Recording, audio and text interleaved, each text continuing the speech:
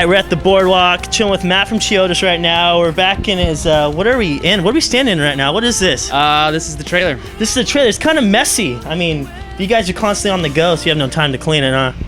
Yeah, it is kind of a wreck right now. Well, this thing tipped over the first day. Holy crap, how did it tip over? It fell off the bus, the pin broke, and it just went careening off of the expressway, and then went up a hill, and then tipped over. Holy crap. Well, it's still okay, though. We got, like, some... Come over and check this out. Some damage right here. Got some damage done? That's really it. I mean, well, I guess up there, too. I didn't see that.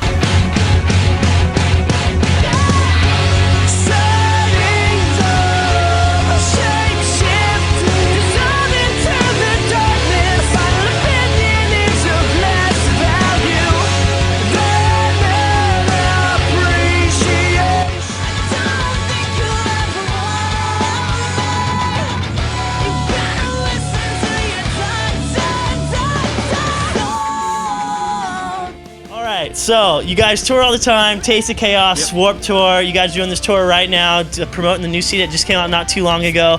What do you like about touring so much? You know, same answers a lot of people give you. Different place, every day. I mean, there's really there's time to get bored if you only let yourself get bored, but I mean, there's always something to do.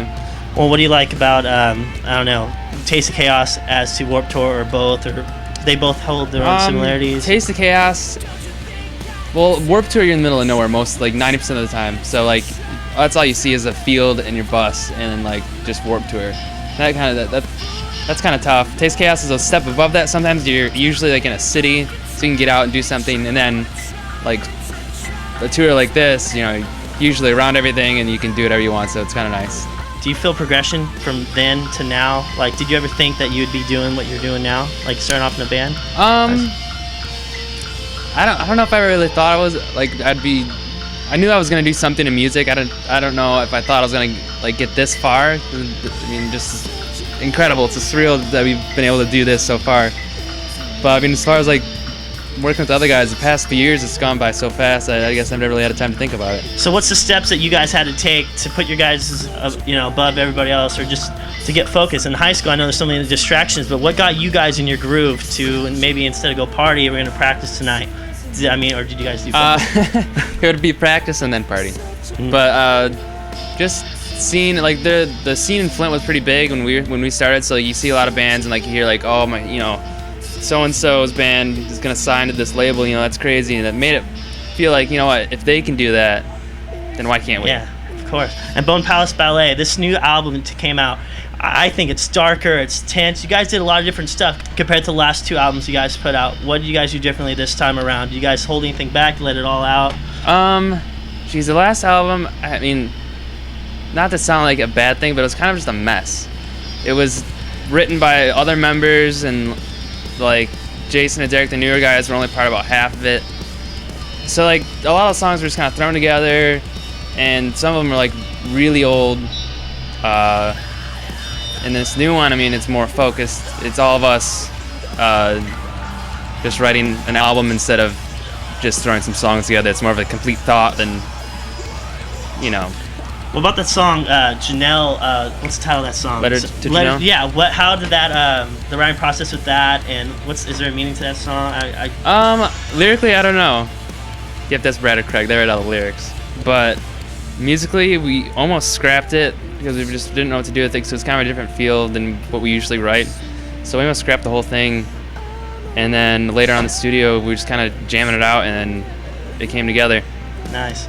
What's the song you like to play live off this new album? That's hard. Probably Undertaker's fun. Teeth-sized piano keys is pretty fun.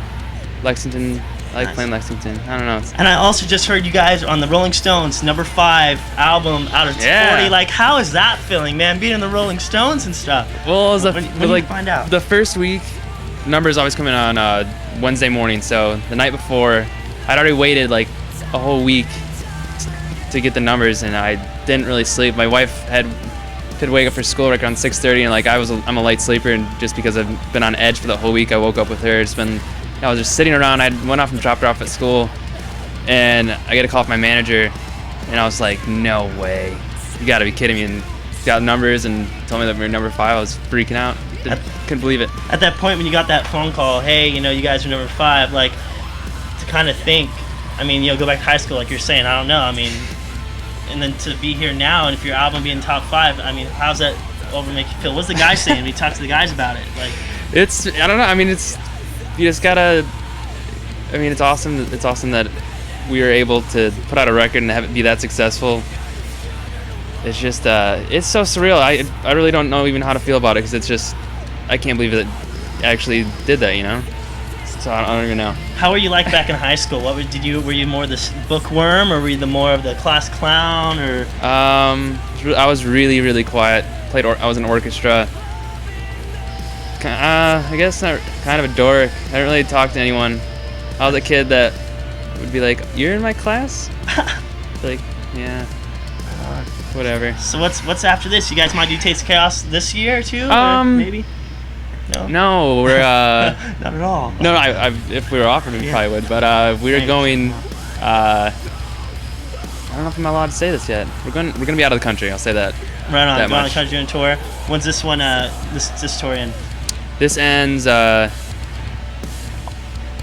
This tour, I'm a mathlete, not an athlete tour, ends somewhere in the middle of October, and then the Palace Ballet main market headlining run starts like 3 days after that and ends in November 30th. And Halloween's coming up. What are you gonna dress up as? I already got it. It's Beer Man. Beer Man. What's you gonna be? It's got like these goggles and like, you know, your standard superhero suit, and you can hold beers in the belt buckle. What kind of beers gonna be in those belt buckles? Probably something really cheap. Yeah. Natty Ice. Natty Ice, Keystone. Get it going. Anything you'd like to say to your fans that are gonna come out to the show, been out to the show? If you've been to the show, hopefully you enjoyed. If you're on your way to the show, hopefully you will enjoy. And if you're not going to the show, you should probably go to the show. Check it out. And up-and-coming music video in the near future of this album? Well, we'll probably shoot it within the next month or so. Right on. Maybe can you tell what song? Maybe is it? All right. I don't know. Well, the thing is, it's changed over a few different songs. We're not really sure what we want to do with it yet. But it's gonna be exciting. It's gonna be very exciting. Right on. Well, hey, we're looking forward to it. Matt, it's been a pleasure. Likewise. All right. Hey, best luck on tour, and maybe we'll see you at Taste of Chaos in the near future for sure. Keep checking for these guys. Pick up the new album. Got to do it. Check it out. Synthesis.net. Peace.